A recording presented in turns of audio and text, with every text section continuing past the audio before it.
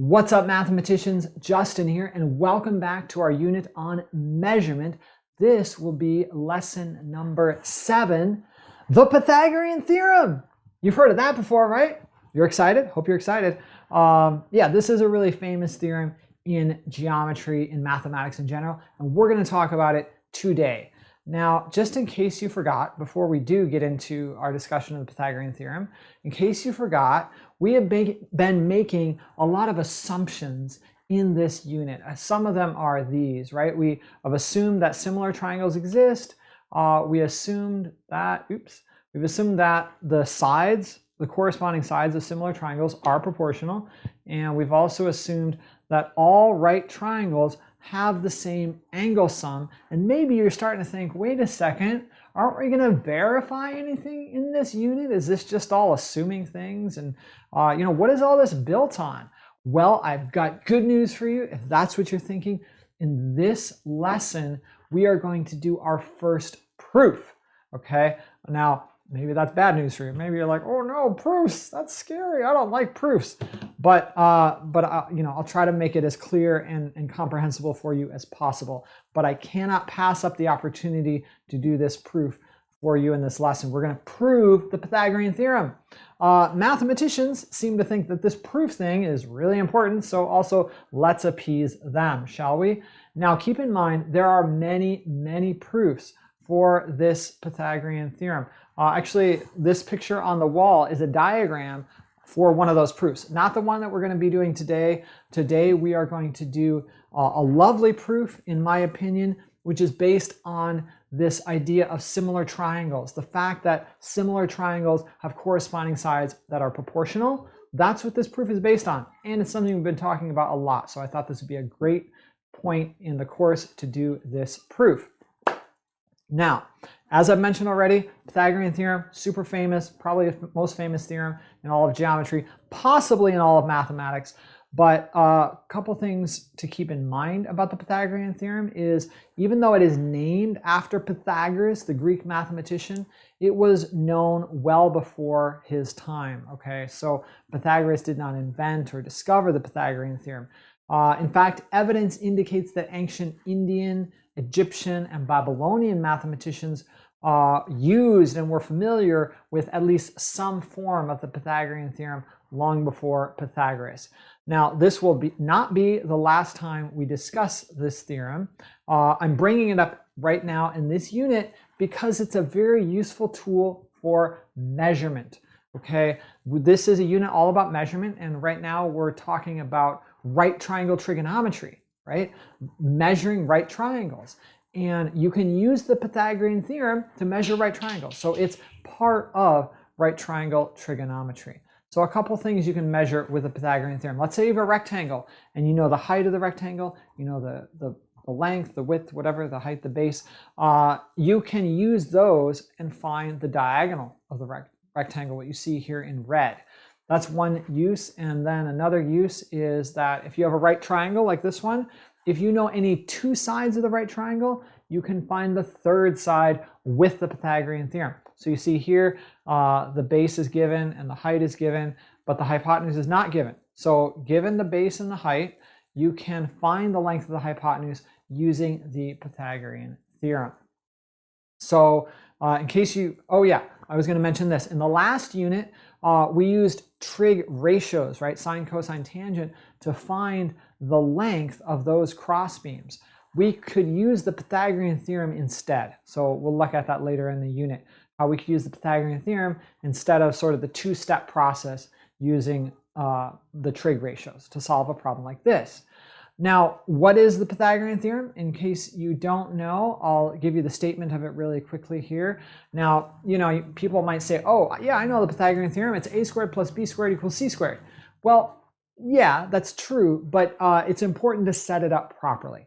Okay, so in order to use the Pythagorean theorem, you need to start with a right triangle. So given a right triangle with lengths, side lengths, A, B, and C, where A and B are the legs, the shorter side, and C is the hypotenuse, the long side, then a squared plus b squared equals c squared.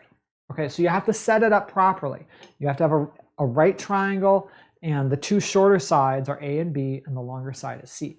In that situation, a squared plus b squared equals c squared. Now, when the Greeks did this, they actually thought of these as real squares, which is one reason I like this diagram, by the way.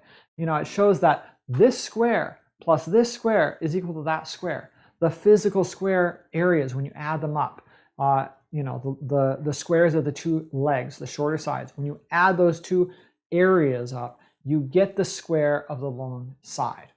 Okay, so that's enough setup, I think. Let's dive into our proof for the Pythagorean theorem using similar triangles. Okay, so the first thing we need before we prove the Pythagorean theorem is we need a right triangle. So here you see on my paper, I have a right triangle with points labeled A, B, and C. Let's label these sides as well. Now the convention is to label the side across from the angle with that lowercase at that point. So this is angle A, point A, and so this will be side A. And then B will be over here across from B. So this side is B, and then down here, C. I mean, with a C, it kind of looks like the uppercase C, but that is a lowercase c. Now keep in mind, the thing that we're trying to prove is that a squared plus b squared is equal to c squared. Okay, this is our goal, to prove that the squares of these two shorter sides, when added together, is equal to the square of this longer side. Now, the first step in this proof is to drop a perpendicular from the right angle down to the hypotenuse. Now, you know, oftentimes you might be used to seeing right triangles oriented this way or this way. For this proof, it's easier to have that right angle at the top. I think it makes it a little bit easier. So we put the right angle at the top and we drop a perpendicular from the right angle down to the hypotenuse. And so let's go ahead and do that. I'll use the dots on my dot grid paper to get that perpendicular in. And I will specify, there is my right angle. Now I'm going to need to label a few things. Okay, let's start by labeling two lengths here. Now you see this length right here, it's part of length C, but it's not the whole thing. So I want to give it its own variable. I'm going to call that X.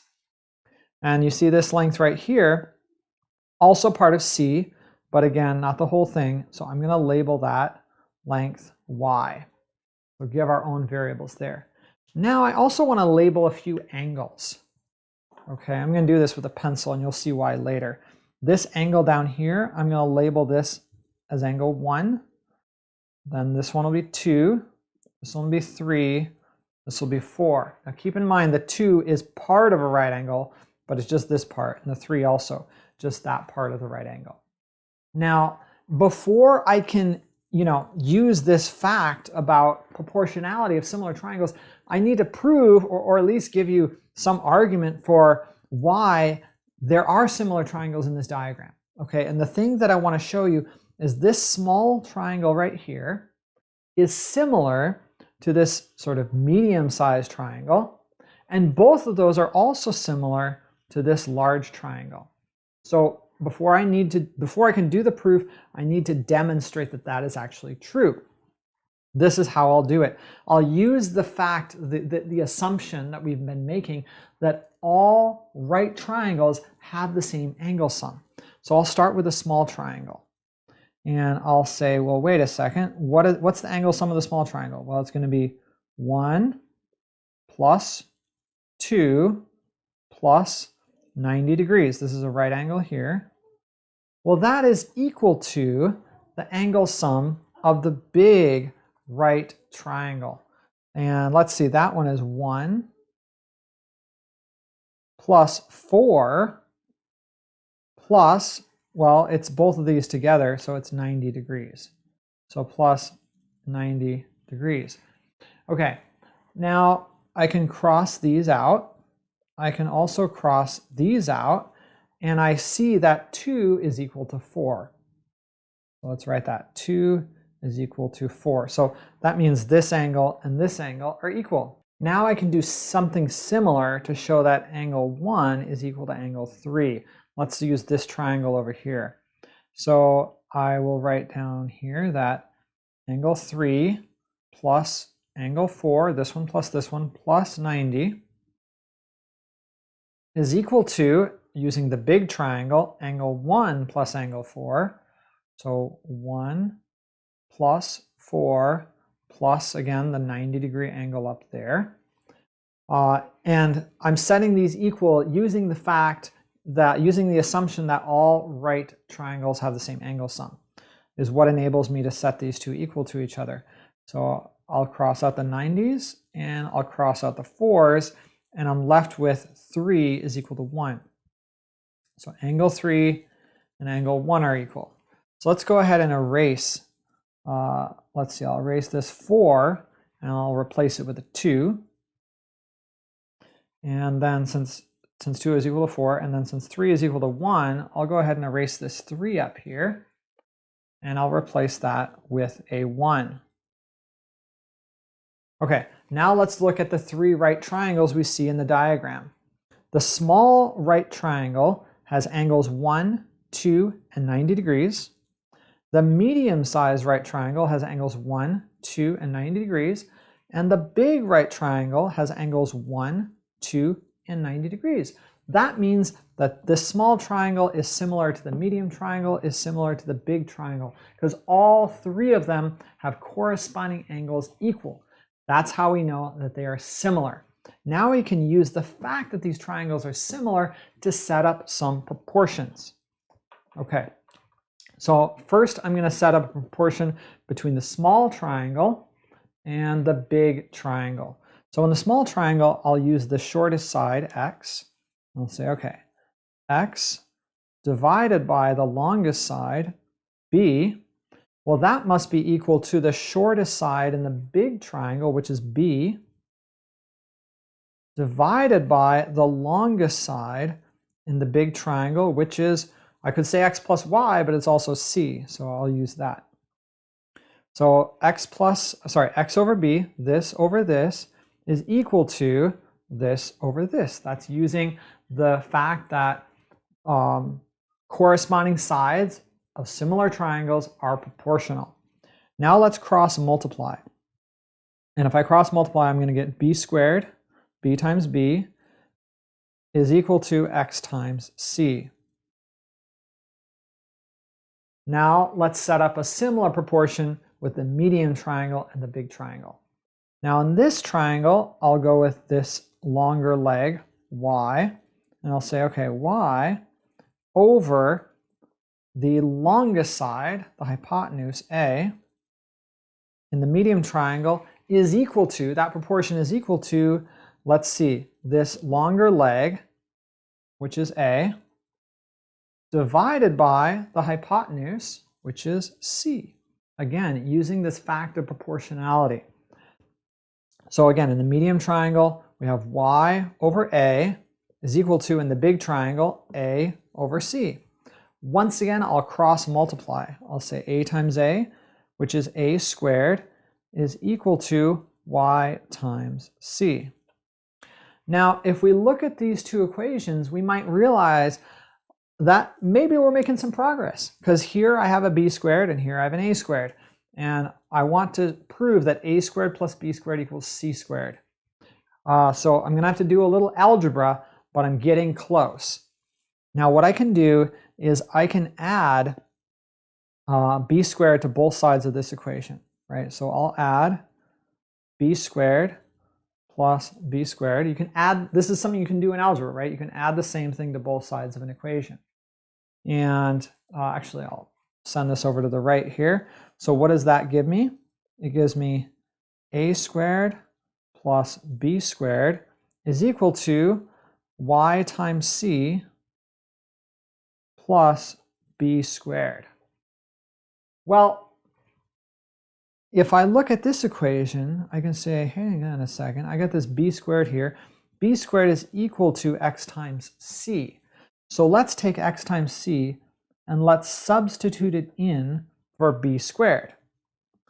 Well, if I do that, and let me just draw a little line here so you can see that these calculations are isolated over here. Now I'm going to get a squared plus b squared is equal to y times c plus x times c, because I've substituted x times c in for b. You could also, you could just say I'll add these two equations and you would jump right to this. I feel like sometimes students might be like, wait a second, what allows you to do that? So I thought I'd do it this way just to make it absolutely clear that, we're following the rules of algebra here, right? And it's not too hard to prove that adding two equations together is legal to do in algebra. So yeah, you might even give that a shot on your own time. So now let's think about what can we do next. So a squared plus b squared. Well, you may recall the distributive property from algebra, which the inverse of distributing is factoring. And so I can factor a c out of both of these terms. So let's go ahead and do that. So then I'm going to have y plus x inside the parentheses. Well, let's go back and look at the diagram. And we see x plus y, the sum of these two lengths, is equal to c. It is c. And so I'll replace this y plus x with c. So I get a squared plus b squared equals c times, well, c, because that's what y plus x is. Well, guess what?